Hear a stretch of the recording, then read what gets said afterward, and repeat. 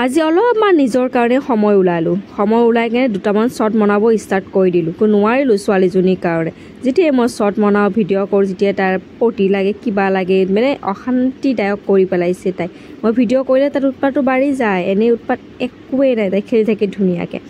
যিয়ে নহওক শাড়ীখন পিন্ধিলোঁ পিংক কালাৰ ব্লাউজ বেগুনীয়া কালাৰ শাড়ী কেনেকুৱা লাগিছে বাৰু শাড়ীখনত জনাবচোন একেবাৰে চিম্পুলকৈ দেই মই শ্বৰ্ট বনাইছোঁ তাৰপিছত মোবাইলটো মই চাৰ্জত লগাই দিছিলোঁ জানেনে চাৰ্জৰ পৰা কেতিয়া তাই ওলাই লৈছে মই একেবাৰে গম পোৱা নাই আৰু যেতিয়া মোবাইলটো মই ল'বলৈ গ'লোঁ তাই একদম নেদিয়ে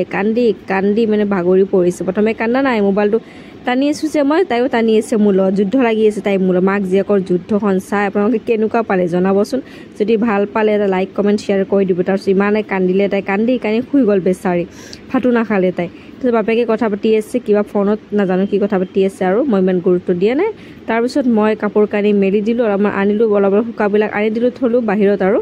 বাকীখিনি বাহিৰত থলোঁ ঘৰত আৰু আনি থৈছোঁ মই তৰমুজ খাবলৈ ল'লোঁ এতিয়াতো গৰমৰ দিন তৰমুজটো আৰু